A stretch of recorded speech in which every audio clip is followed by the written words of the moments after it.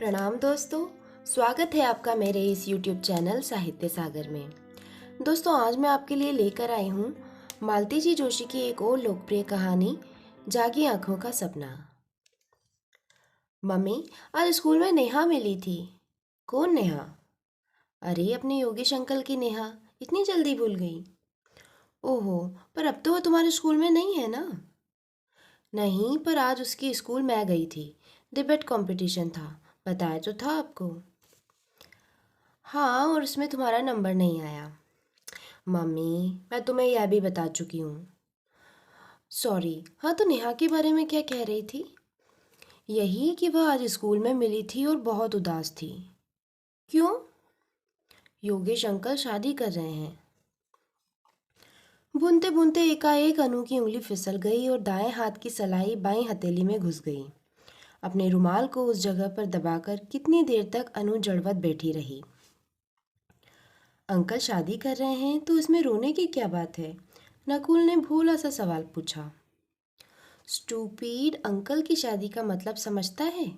घर में नई माँ आएगी। नई माँ यानी कि स्टेप मदर, समझा? निधि ने बुद्धू भाई के सिर पर चपत लगाते हुए कहा। ओह, नकुल की समझ में जैसे सब कुछ आ गया। तो फिर अंकल शादी क्यों कर रहे हैं? करनी पड़ती है बेटा, बच्चों की नानी ने कहा। घर में बेटी है, उसे देखने वाला कोई तो चाहिए कि नहीं? उसकी दादी है तो। दादी क्या सब दिन बैठी रहेगी? फिर वह अकेले कैसे पार पाएगा? क्यों, हमारी मम्मी भी तो हमें पाल रही है, सब कुछ अकेले संभाल रही है, निधि ने कहा। जब मम्मी औरत होकर इतना सब कुछ कर सकती है तो अंकल को क्या परेशानी है? वह तो पुरुष हैं। यही तो फर्क है बेटा, नानी ने नितांत दार्शनिक अंदाज में कहा। मर्द और औरत में यही तो अंतर होता है। बाप मर जाता है तो माँ बाप और माँ दोनों की जिम्मेदारी उठा लेती है, पर माँ मर जाती है तो बाप भी बाप नहीं रहता, पराया हो जाता है। बस भी करो अम्मा, तुम भी पता नहीं कहाँ का राग अलापने लगती हो। अनु एकदम फट पड़ी। फिर उसी सुर में बच्चों को डांटते हुए बोली, जाओ तुम लोग, होमवर्क नहीं हो तो जाकर सो जाओ। सुबह तुम्हें जगाते जगाते मेरा आधा घंटा खर्च हो जाता है। बच्चे चुपचाप उठकर अपने कमरे में दुबक गए। अनु शून्य की ओर ताकती चुपचाप बैठी रही, पर अम्मा ने उसे चुप नहीं बैठने दिया। बोली, तो योगेश शादी कर रहा है, बच्चों से 2 साल भी सब्र नहीं हुआ। इतने दिन रुक गए, यही बहुत है, समझो अम्बा। उनकी माँ तो 2 महीने भी रुकने के लिए तैयार नहीं थी। वह तो कब से ज़मीन आसमान एक किए थी। वह तो योगेश ही है जो राज़ी नहीं हो रहे थे।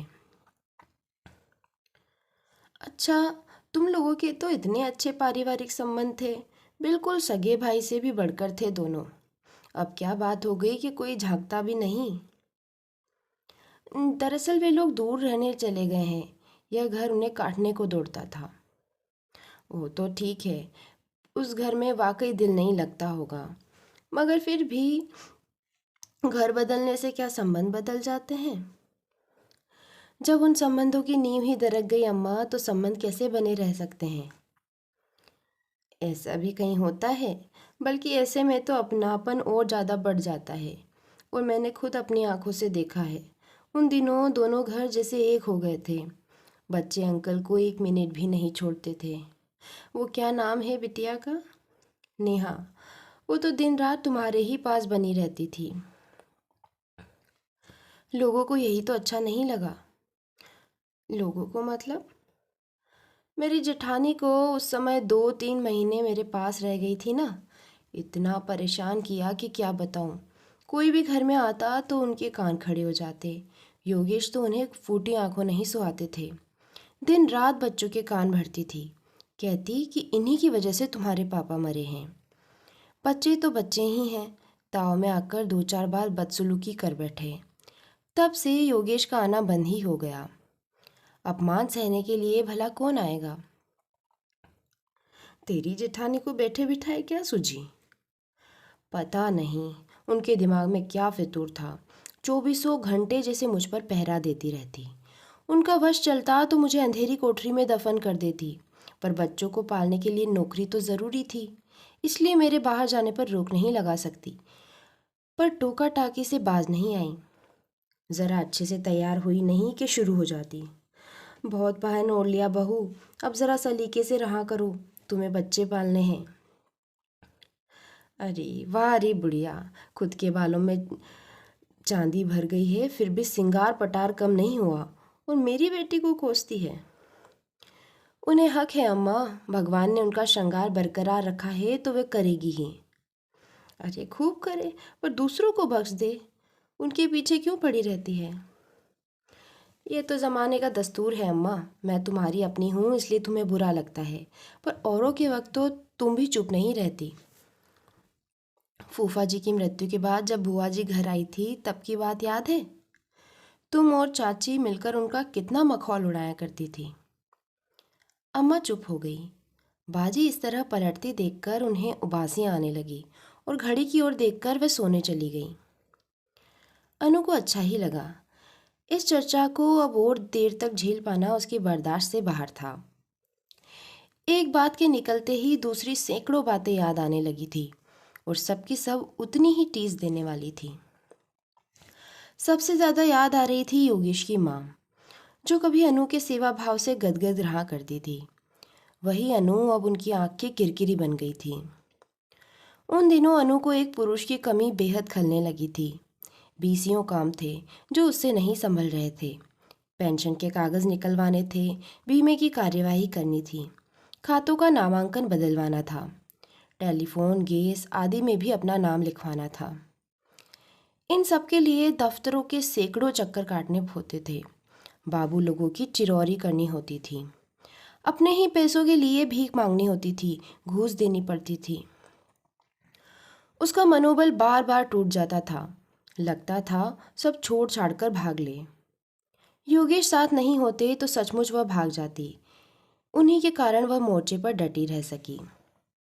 पर उसने बार बार अनुभव किया कि योगेश को इस तरह उसके साथ घूमना मांझी को नागवार गुजर रहा है।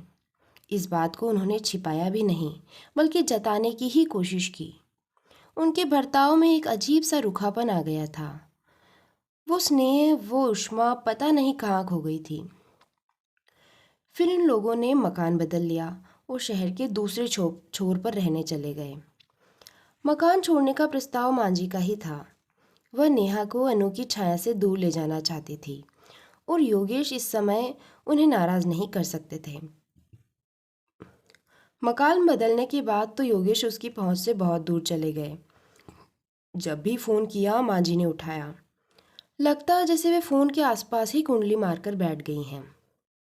एक आध बार योगेश से बात हुई भी तो पता चला कि पिछला कोई मैसेज उन तक नहीं पहुंचा है। एक दिन तो हद ही हो गई। एजी ऑफिस का एक सर्कुलर आया था और उसे उसका सिर पैर कुछ भी समझ नहीं आ रहा था। उसने मजबूरी में ही सही योगेश के यहाँ फ़ोन लगाया। हमेशा की तरह मांझी ने ही उठाया। अनु की आवाज़ सुनते ही बड़े तल्ख अंदाज में कहा, बहू, मैं मानती हूँ ईश्वर ने तुम्हारे साथ बहुत बुरा किया है, पर उसका बदला मुझसे क्यों ले रही हो? मेरे बेटे को बख्श दो, तुम्हारे हाथ जोड़ती हूँ। शर्म से अनु गड़ सी गई। गनीमत थी कि यह बातचीत फ़ोन पर ही हो रही थी, नहीं तो सचमुच वह धरती में गड़ ही जाती। पर सामने होती तो मांझी भी शायद इतनी साफ गोई न बरतती। तब से उसने तय कर लिया कि अकेले ही सब कुछ निपटा लेंगी, मदद के लिए किसी का मुंह नहीं देखेगी। मांझी ने यही कामना तो की थी और अब मांझी की दूसरी इच्छा भी पूरी होने जा रही थी। योगेश शादी कर रहे हैं। 1.5 साल पहले एक हादसे में दोनों घरों की नींव हिलाकर रख दी थी। एक साथ 2 घरों में अंधेरा हो गया था। आज भी वह दिन याद आता है तो रोंगटे खड़े हो जाते हैं। इतवार की दोपहर सदानंद बच्चों के साथ कैरम खेल रहे थे। तभी नेहा दौड़ती हुई आई। पता चला भैया छत की सीढ़ियों से गिर गया है। सिर से बहुत खून बह रहा है। मम्मी रो रही हैं। सबके सब भागकर पड़ोस में पहुंचे। चोट सचमुच बहुत ज़्यादा थी। लड़का बेहोश हुआ जा रहा था। पूनम जार जार रो रही थी। किसी तरह उसे चुप कराकर अनु ने घाव में हल्दी भरी, बर्फ की पट्टियों से खून बंद करने का प्रयास किया। तब तक सदानंद तैयार होकर आ गए। योगेश टूर पर थे। अस्पताल सदानंद को ही जाना था।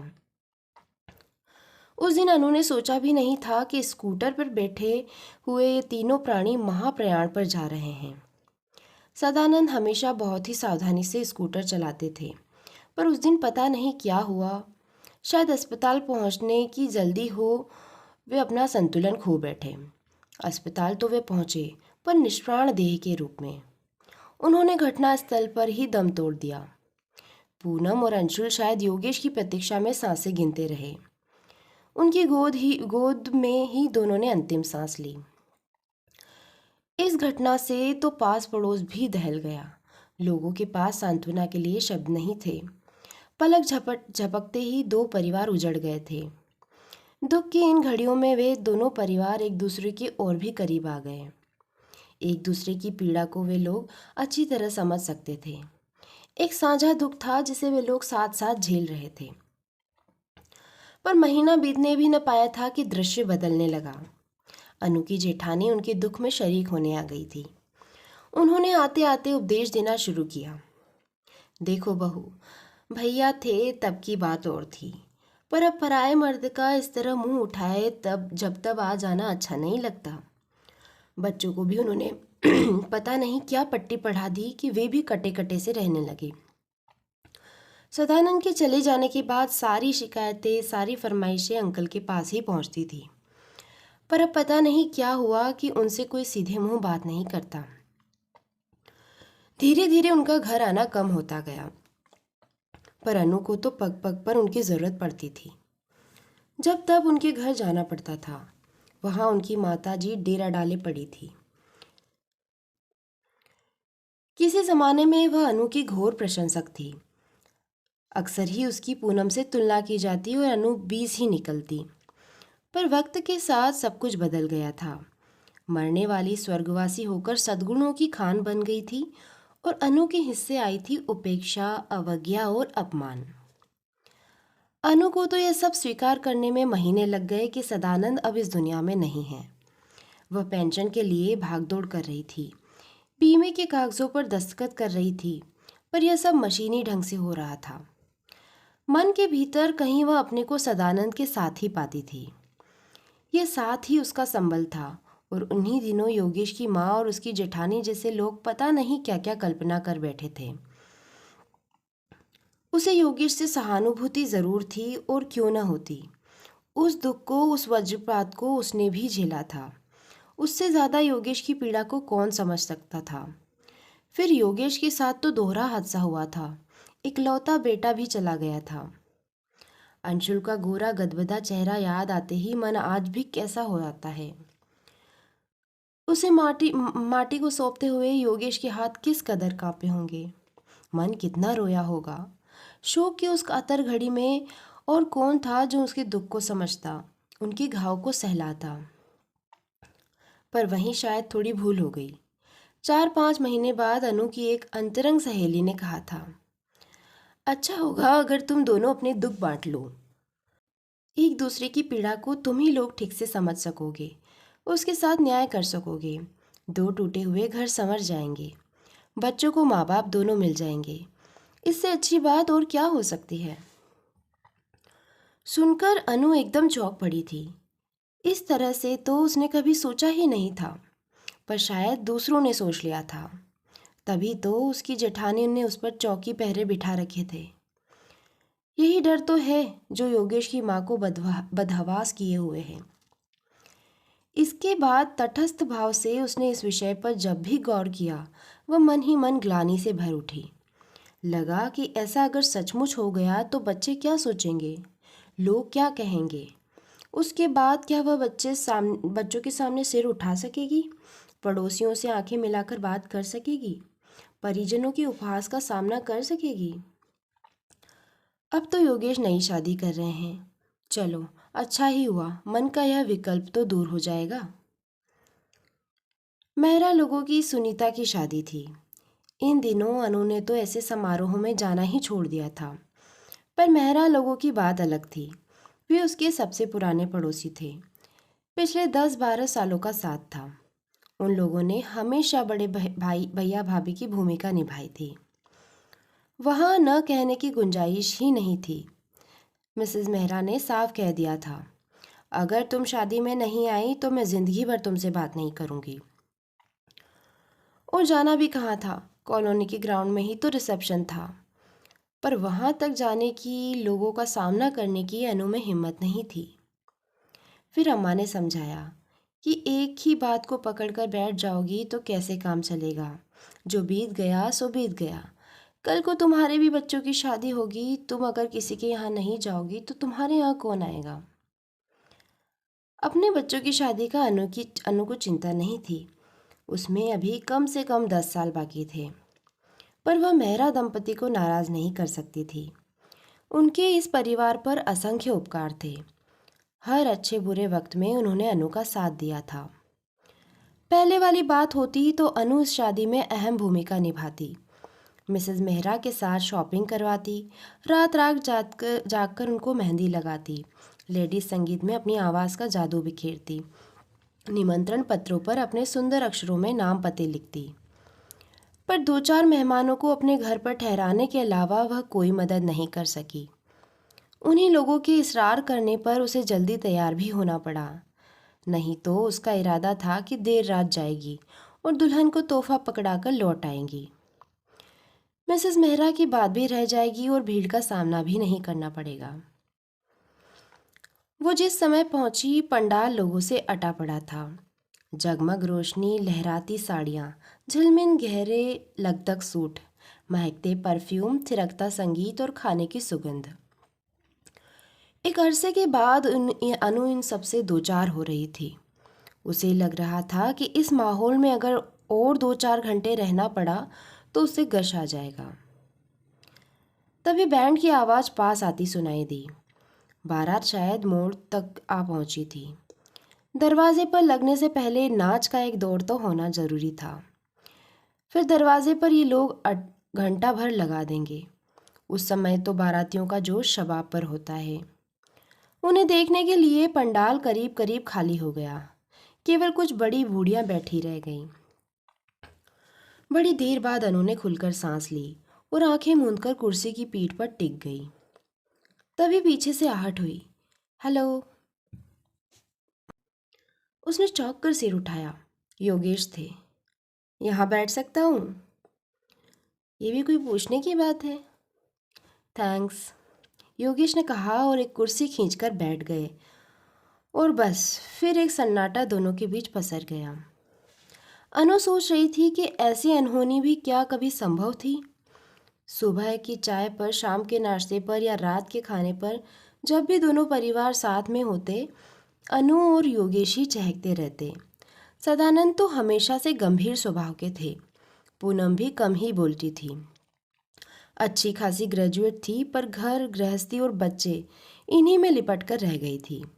रोज का अखबार तक नहीं देखती थी, इसलिए पुरुषों की महफिल में उसकी बोलती बंद हो जाती थी। उन दिनों पिकनिक हो या पार्टी, शादी हो या सिनेमा, सभी जगह सब लोग साथ ही जाते थे। बातें भी खत्म ही नहीं होती थी। आज बात का सिरा नहीं मिल रहा था। नेहा कैसी है? बड़ी देर बाद उसने पूछा। माँ जी ठीक है? यहाँ पर है ना? माँ जी बिल्कुल ठीक है, यहीं पर है, और नेहा भी आपकी दुआ से ठीक ही है। साथ लाए होंगे ना? हाँ, अकेले आने का तो सवाल ही नहीं था। मैं तो आजकल ऐसे फंक्शन अवॉइड ही करता हूँ, पर मेहरा जी इतनी दूर इनवाइट करने आए, फिर मैंने सोचा कि इसी बहाने नेहा भी सबसे मिल लेगी। आप लोगों को बहुत याद करती है, खासकर आपको। उसे देखे एक अरसा हो गया। सो तो होगा ही, आपने तो हमारे गरीब खाने पर न आने की कसम खा रखी है ना। आपने घर भी तो इतनी दूर ले रखा है। महानगरों में लोग फोन से भी हालचाल पूछ लेते हैं। कौन? अनु ने तड़प कर योगेश की ओर देखा, पर उनके चेहरे पर कोई प्रतिक्रिया नहीं थी। शायद उन्हें उस हादसे की खबर ही नहीं थी, इसलिए फिर उसने भी जिक्र नहीं किया। बोली, यही उल्हाना मैं आपको भी दे सकती हूँ। आप भी तो अरसे से घर नहीं आए और न कभी फ़ोन ही किया।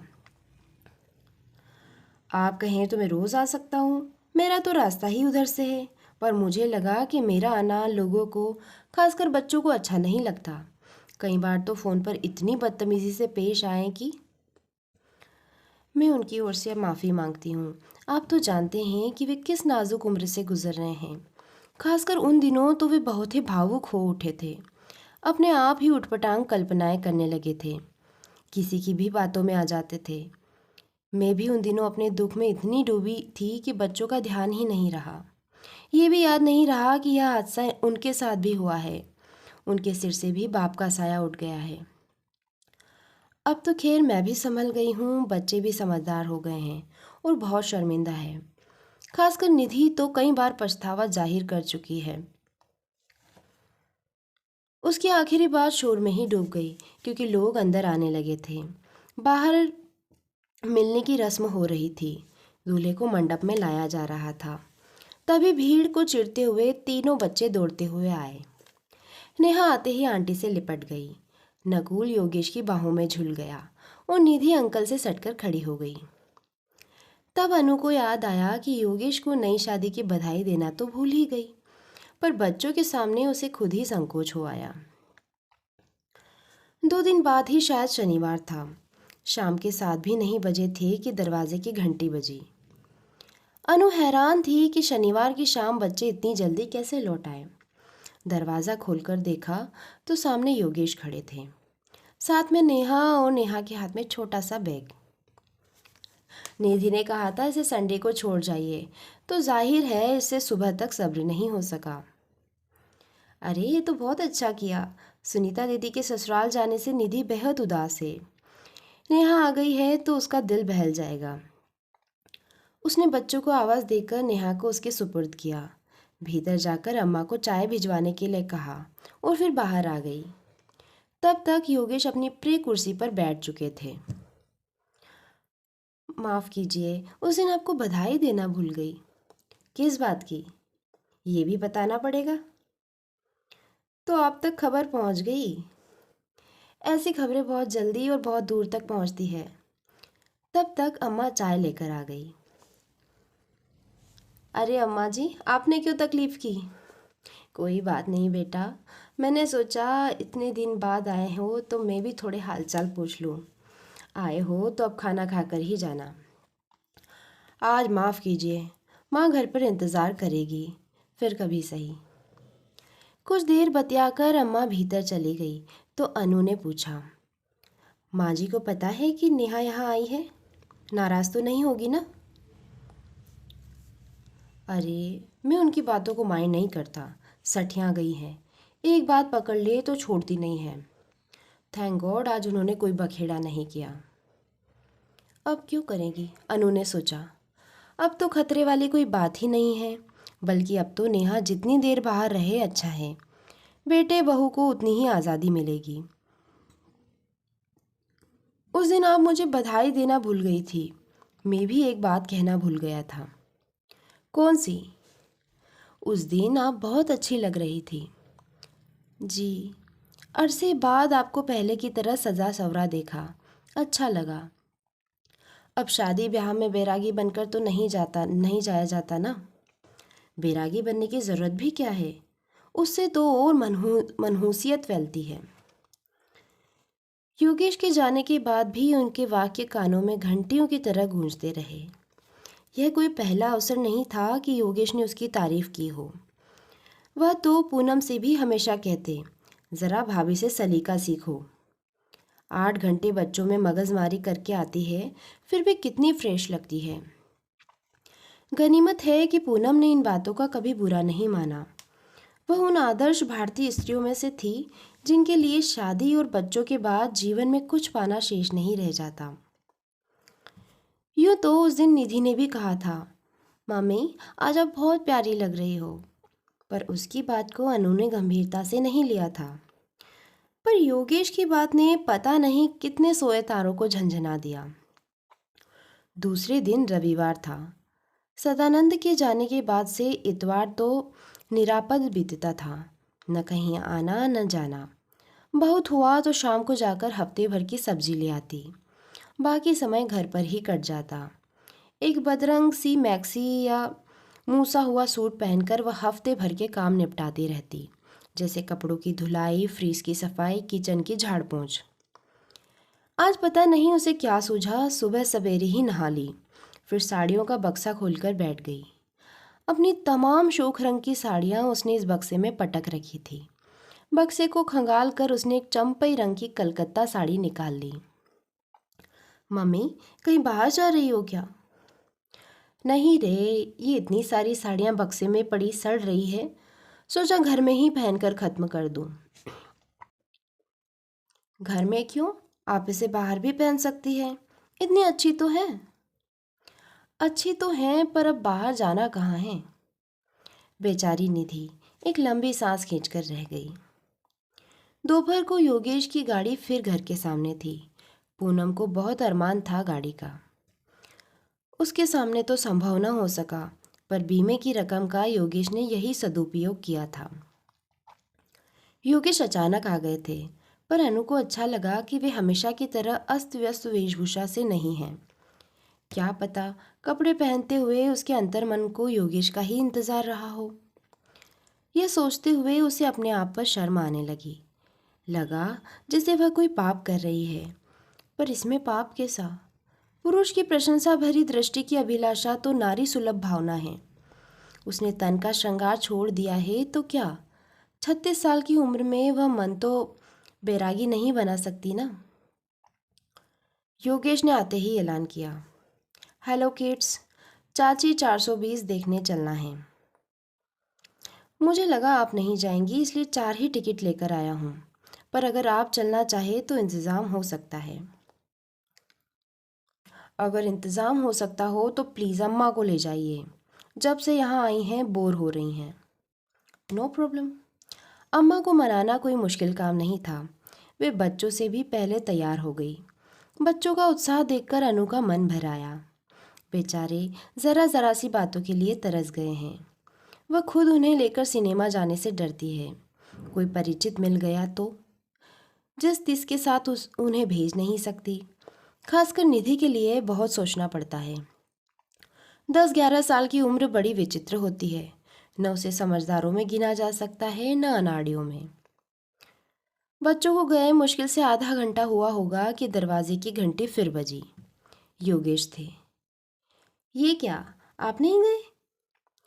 4 टिकट थे, चारों को बैठा आया हूँ। आपने तो कहा था कि इंतज़ाम हो जाएगा। इंतज़ाम तो हो जाता, पर ज़रा इस कॉम्बिनेशन पर तो गौर फरमाइए। 3 बच्चे, एक अम्मा जी और एक बेचारा मैं। लोग पिक्चर देखते कि हमें देखते। अनु को सोचकर ही हंसी आने लगी। मैंने सोचा आप अकेले बोर हो रही होंगी, चलिए आपको भी कहीं घुमा लाऊं।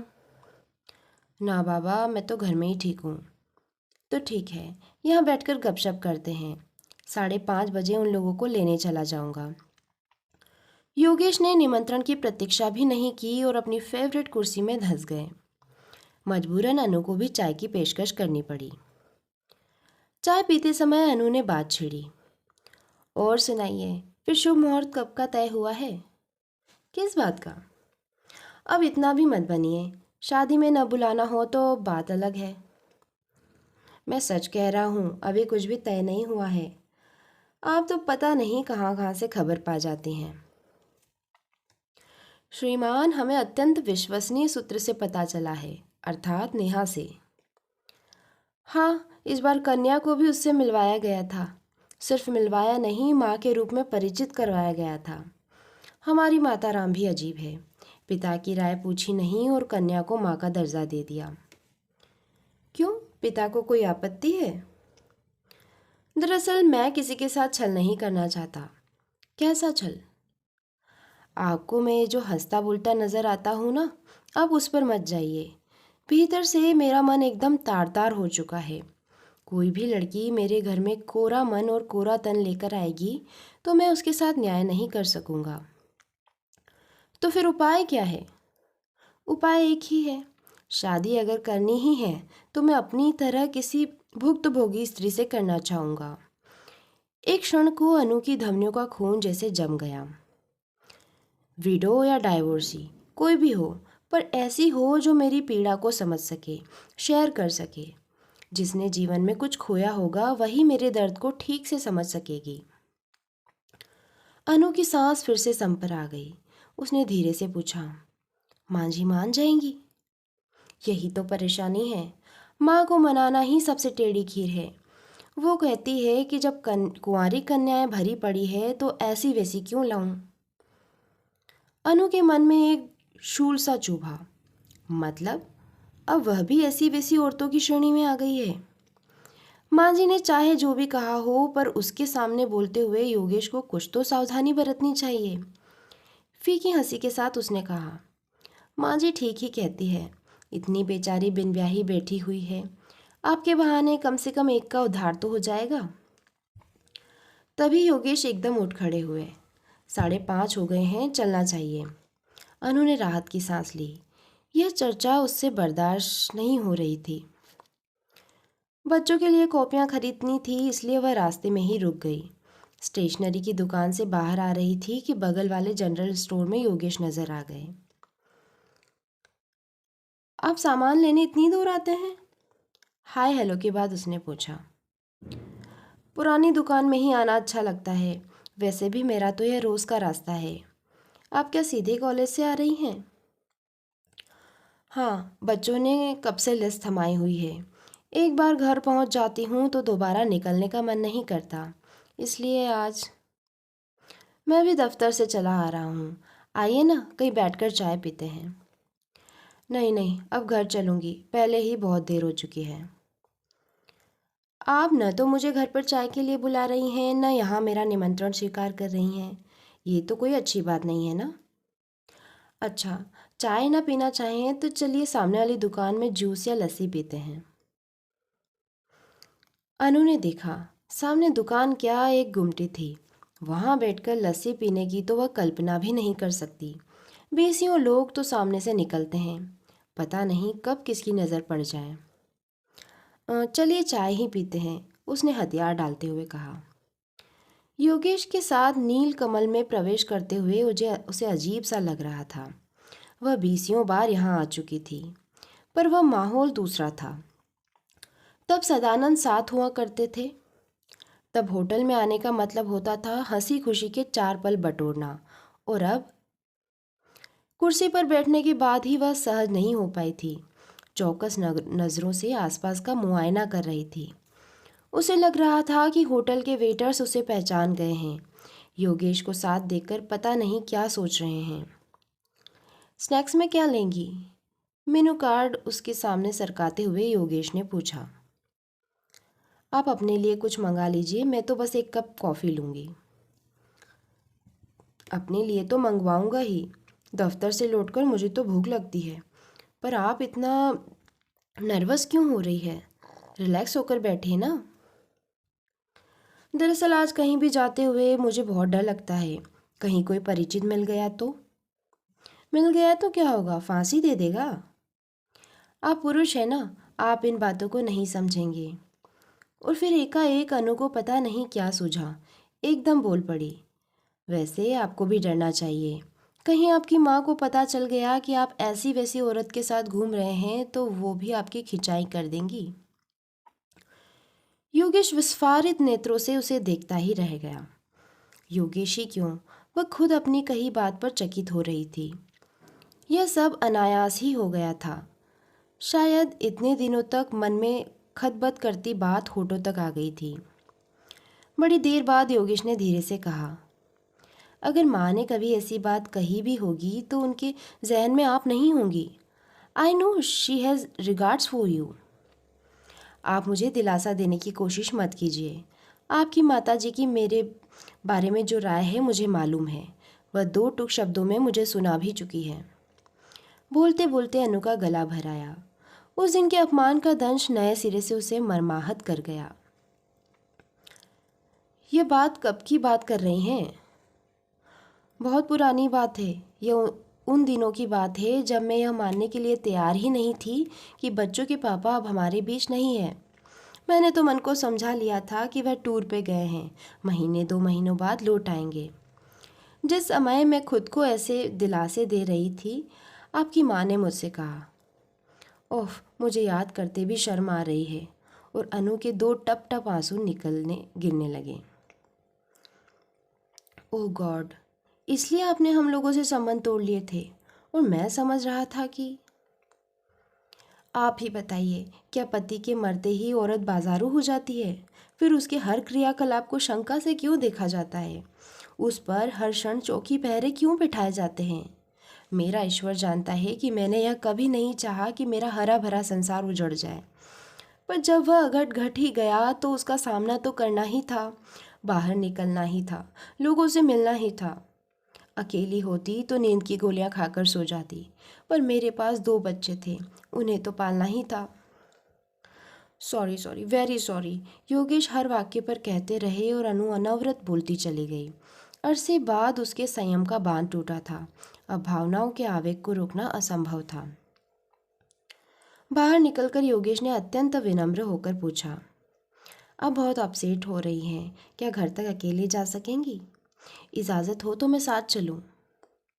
अनु ने बिना कुछ कहे पहले तो अपनी काइनेटिक स्टार्ट की, फिर कसीले स्वर में कहा, आप घर की बात कर रहे हैं, मुझे तो ज़िंदगी के उस छोर तक अकेले जाना है।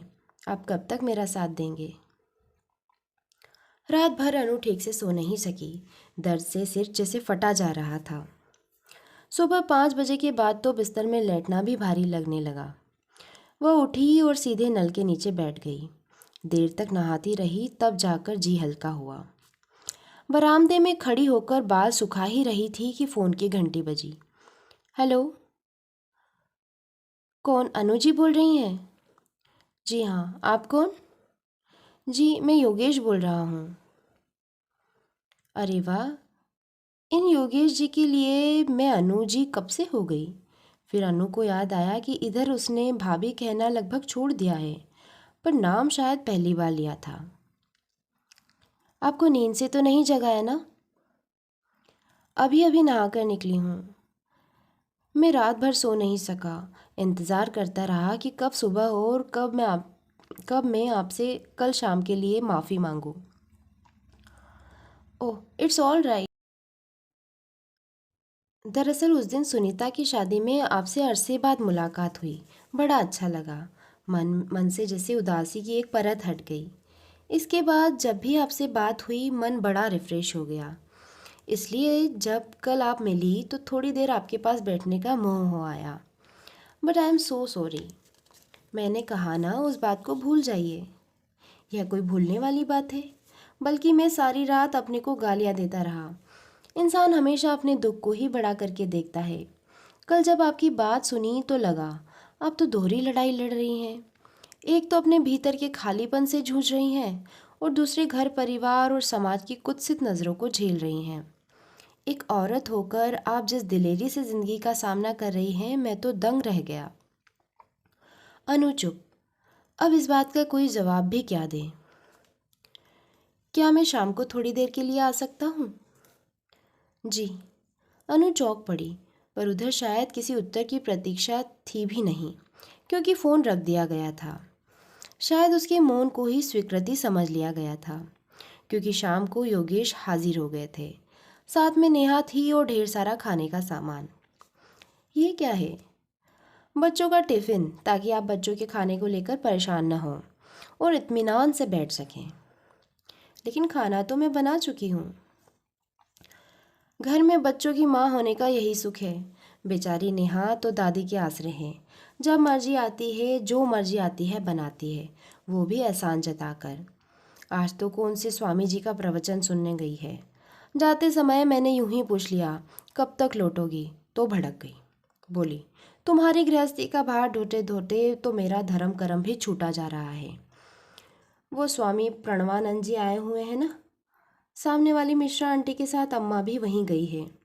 अब इन लोगों की उम्र कोई गृहस्थी करने की थोड़े ही है। इन्हें अपना पूजा पाठ करने दीजिए। आप खाना खाना बनाने के लिए किसी को रख क्यों नहीं लेते? मैं तो रख लूँ, पर वो किचन में किसी को घुसने दे तो तब ना।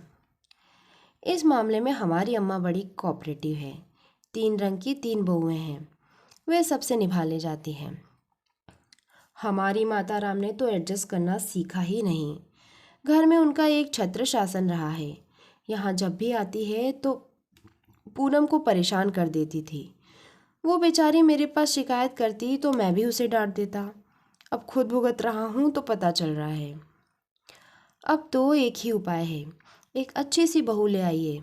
माँ भी खुश, माँ का बेटा भी खुश और बेटे की बेटी भी खुश। इसलिए तो आया हूँ। मतलब? आपने कल कहा था ना कि मुझे तो ज़िंदगी के उस छोर तक अकेले जाना है।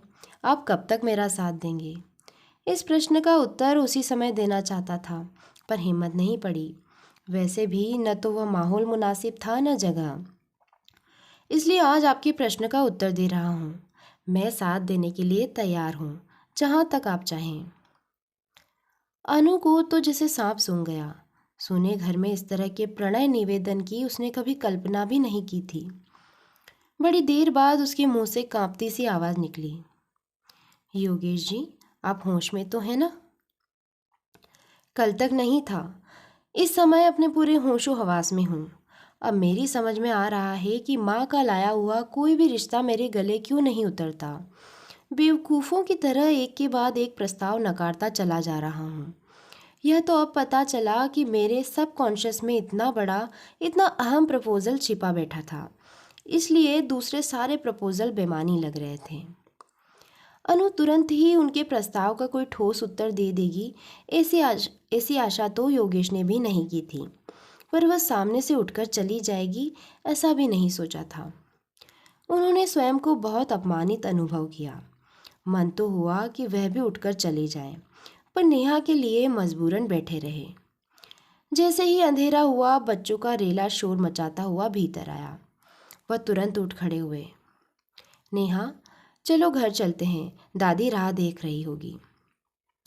तभी भीतर से आवाज आई, नकुल, अंकल से कहना खाना खाकर जाएंगे। अनु ने उन लोगों के साथ नहीं खाया, अम्मा के लिए रुकी रही। अम्मा को लौटने में कोई 11 बज गए। खाना खाते हुए बोली, योगेश आया था। तुम्हें किसने बताया? घर में पाँव देते ही सिगरेट की गंध नाक में भर गई थी, इसी से अंदाज लगाया। अम्मा, तुम्हें तो सीआईडी में भर्ती होना था, चूल्हे चौके में बेकार जिंदगी बर्बाद करती रही। आजकल बहुत आने लगा है ना, कहाँ तो साल भर तक शक्ल नहीं दिखाई थी और अब इतना प्यार उमड़ रहा है। अम्मा, मैं किसी को बुलाने तो जाती नहीं, पर घर आए मेहमान का स्वागत तो करना ही पड़ता है। 2 घड़ी पास बैठकर बात भी करनी पड़ती है। तुम्हें तो मालूम है दोनों घरों में कितने अच्छे संबंध रहे हैं। बिटिया भी हम लोगों से बहुत हिली हुई है, जिद करती है तो आ जाते हैं। सो तो ठीक है, पर ज़रा संभल कर रहा करो। पुरुषों का कोई भरोसा नहीं होता, खासकर ऐसे पुरुषों का। ऐसे पुरुषों का मतलब? अच्छा बता, पूनम को गए कितने दिन हो गए? 1 साल 10 महीने 13 दिन। अरे वाह, तूने तो जैसे उंगलियों पर हिसाब लगा रखा है। ये हिसाब पूनम के लिए नहीं है अम्मा, तुम शायद भूल गई हो। उसकी मृत्यु मेरी जिंदगी भी सूनी करके चली गई है। जानती हूँ रे, वह हादसा क्या भूलने की चीज़ है। उसके लिए तो मैंने अपने ठाकुर जी को आज तक माफ़ नहीं किया। ऐसे अंधे हो गए थे कि उन्हें मैं नज़र नहीं आई। मेरे सामने मेरे जवान जहान दामाद को उठाकर ले गए, मेरी बेटी की दुनिया उजाड़ कर रख दी। थोड़ी देर तक एक अजीब सी चुप्पी छाई रही, पर 5 मिनट बाद ही अम्मा पुनः अपनी रौ में आ गई। बोली, मैं इसलिए कह रही थी बेटे कि बीवी को मरे 2 साल हो चले हैं। ऐसे भूखे प्राणी बहुत खतरनाक होते हैं, उनसे बचकर रहना चाहिए। आदमी की नीयत समझते देर नहीं लगती। ऐसे पुरुषों का तो कुछ नहीं बिगड़ता, औरत बदनाम हो जाती है। अनु कुछ देर तक मन ही मन शब्दों को तौलती रही, फिर हिम्मत करके बोली, अम्मा, योगेश मुझसे शादी करना चाहते हैं। अम्मा मुंह बाएं बेटी को देखती रही। तुम्हें अच्छा नहीं लगा ना? घबराओ मत, मैंने अभी हाँ नहीं की है। तुम्हारी मर्जी के खिलाफ मैं कुछ करूँगी भी नहीं। बेटे, तुम्हारा घर फिर से बस जाए तो मुझसे ज़्यादा खुशी और किसे होगी। सुबह शाम ठाकुर जी से मेरी यही रार रहती है, इसलिए शायद ये पसीजे हैं।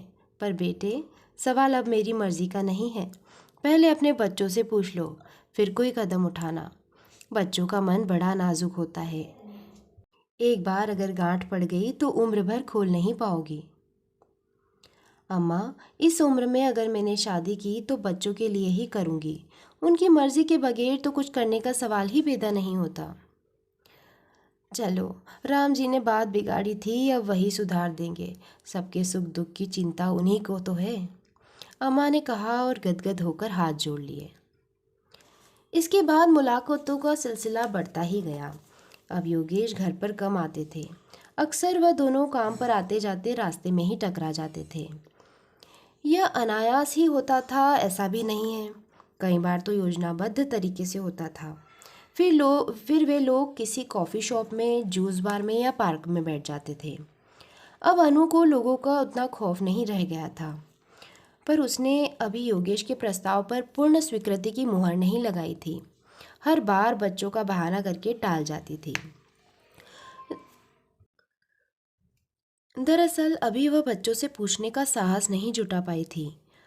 अम्मा ने उसकी तरफ से वकालत करने की पेशकश की थी, पर उसे लगा यह बच्चों के साथ अन्याय होगा। जो कुछ कहना सुनना है वह खुद करेगी। इसी बीच उसने बच्चों के बारे में उसकी जो योजनाएं थी योगेश को समझा दी थी। इस शादी के बाद भी बच्चे अपने पिता का नाम ही चलाएंगे। उन्हें अपने चाचा ताऊ के यहाँ जाने की पूर्ण स्वतंत्रता होगी। वैसे वे लोग बुलाएंगे, इसकी उम्मीद बहुत कम थी। बच्चों की पेंशन उसके खाते में जमा होती रहेगी और उनके बालिग होने तक उसमें कोई हाथ नहीं लगाएगा।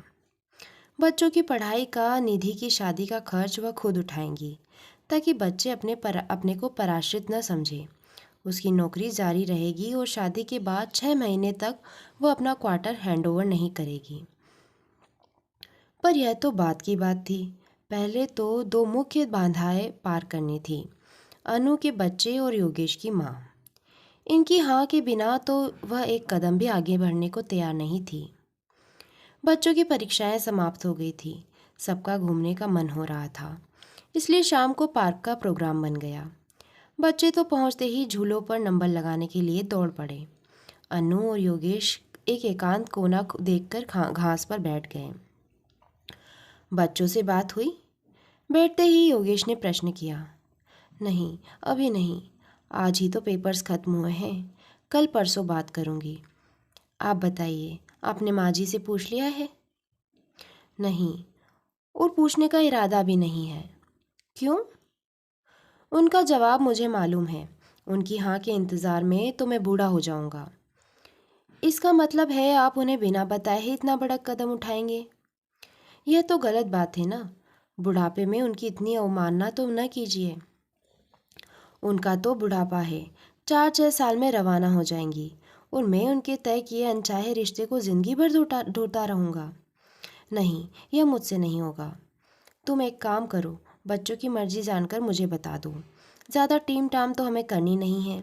4 भले आदमियों की उपस्थिति में किसी मंदिर में फेरे ले लेंगे। उसके बाद बच्चों को लेकर बाहर निकल जाएंगे। बवाल अगर उठेगा भी तो 2 महीने में दब जाएगा। आप ज़रा मेरी ओर से भी सोचकर देखिए। मुझे किसी बवाल की नहीं, सिर्फ माँ जी की चिंता है। 2 महीने बाद ही सही, घर तो लौटना होगा ना। तब तुम 6 महीने तक क्वार्टर रिटेन करने की सोच रही हो ना। कुछ दिन तुम वहीं बनी रहना। 1-2 साल बाद एक पोता उनकी गोद में डाल देना, लाइन पर आ जाएंगी। सारा गुस्सा काफूर हो जाएगा। क्या कहा आपने? पोता? हाँ, माँ के गुस्से का एकमात्र इलाज वही है। नेहा के जन्म के बाद ऐसे ही मुंह फुलाकर बैठ गई थी। अंशुल के पैदा होते ही पूनम उनकी आंखों का तारा बन गई थी। तो माँ जी को मनाने के लिए इस उम्र में मुझे फिर माँ बनना पड़ेगा? हाँ, और यह सिर्फ माँ की नहीं, मेरी भी ख्वाहिश है। मुझे एक बेटा चाहिए। मुझे मेरा अंशुल वापस चाहिए। कहते कहते योगेश का स्वर कातर हो उठा। होठ थरथराने लगे। लगा कि जैसे रो ही देंगे। थोड़ी देर बाद वह कुछ प्रकृतिस्थ हुए। बड़ी भीगी सी आवाज़ में बोले, सच, कभी कभी अंशुल बहुत याद आता है।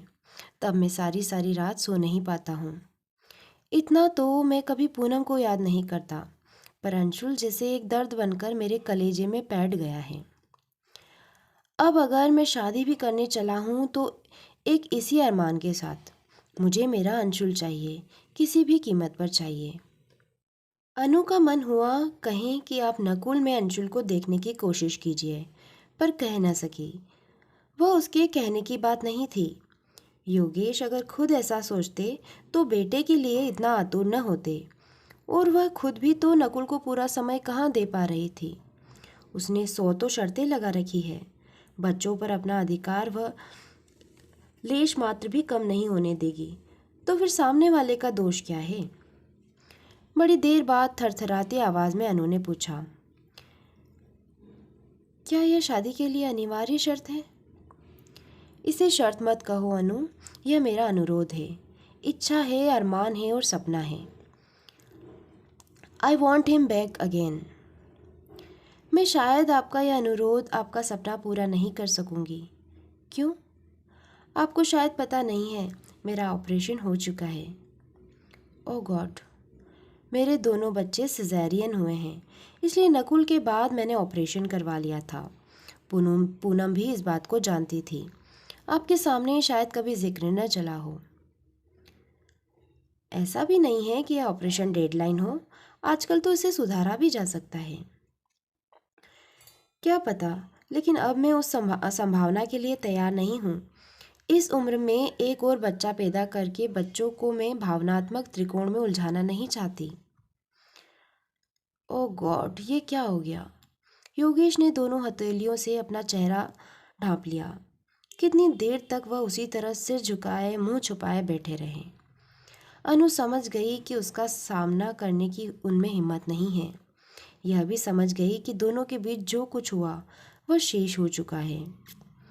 फिर उसी ने साहस जुटाया, उनके कंधे पर हौले से हाथ रखकर बोली, योगेश, अपने को संभालिए, अभी कुछ नहीं बिगड़ा है। माँ जी की मर्जी से एक अच्छी सी बहू ले आइए और घर चलाइए। ईश्वर आपका अंशुल आपको ज़रूर लौटा देंगे। मेरी चिंता छोड़ दीजिए, मैं मज़े में हूँ। जीवन में पाने योग्य जो भी था मैंने पा लिया है, अब किसी चीज़ की कामना नहीं है। नेहा की ओर से भी आप निश्चिंत हो जाइए, मेरा घर उसके लिए हमेशा खुला रहेगा। हम लोग अच्छे दोस्त थे और रहेंगे। Now relax. लौटते समय पिछली सीट पर बच्चे चहक रहे थे, पर सामने की सीट पर दोनों प्राणी खामोश बैठे थे। अनु ईश्वर को मन ही मन धन्यवाद दे रही थी कि अब तक उसने बच्चों के सामने यह बात नहीं उठाई थी, नहीं तो आज उन्हें मुंह दिखाने के काबिल नहीं रहती। गाड़ी से उतरकर बच्चे तो टाटा बाय बाय करते रहे, पर वह सीधी घर में चली आई। उसने एक बार भी पीछे मुड़कर देखने की जरूरत नहीं समझी।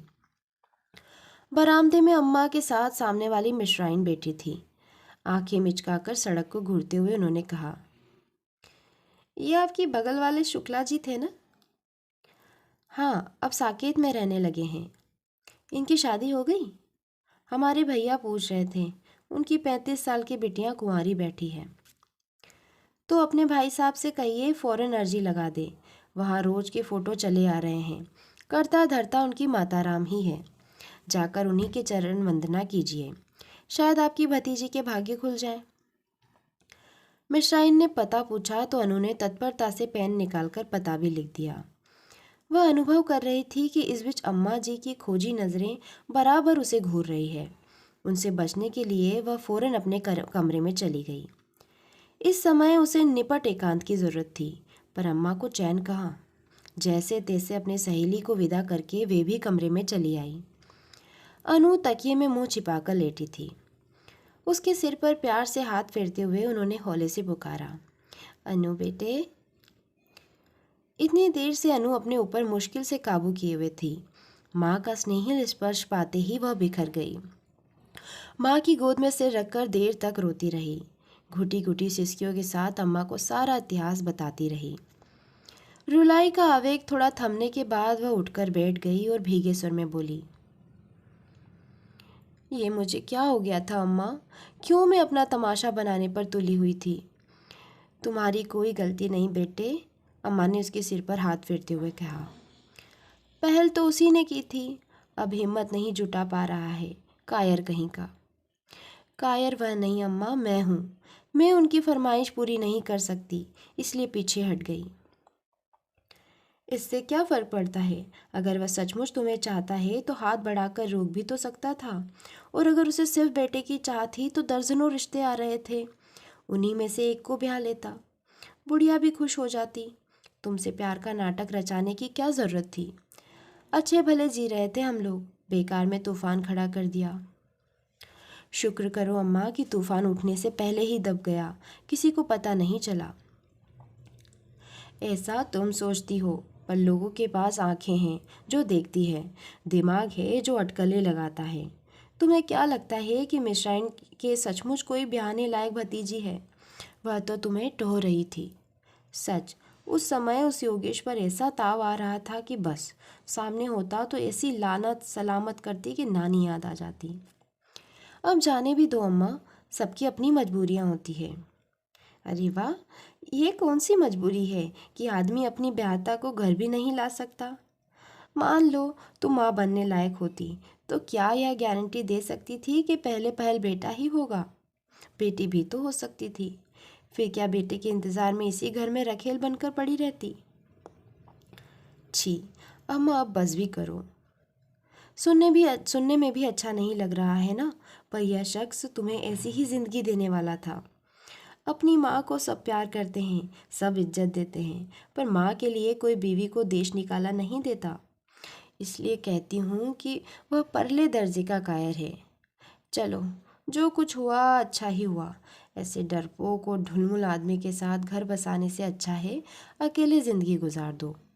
ईश्वर की कृपा से तुम अपने पैरों पर खड़ी हो, किसी की मोहताज नहीं हो। यही समझ लेना कि एक बुरा सपना था। वह सपना ही था अम्मा, पर चलो, इस बहाने एक आदमी की औकात का पता चल गया। दोस्तों, कहानी यहीं समाप्त होती है। कहानी आपको कैसी लगी मुझे कमेंट बॉक्स में लिखकर ज़रूर भेजना। और अगर आपको मेरी कहानियाँ पसंद आ रही है तो प्लीज़ मेरे चैनल को सब्सक्राइब ज़रूर कीजिएगा। आपके प्यार के लिए बहुत बहुत धन्यवाद।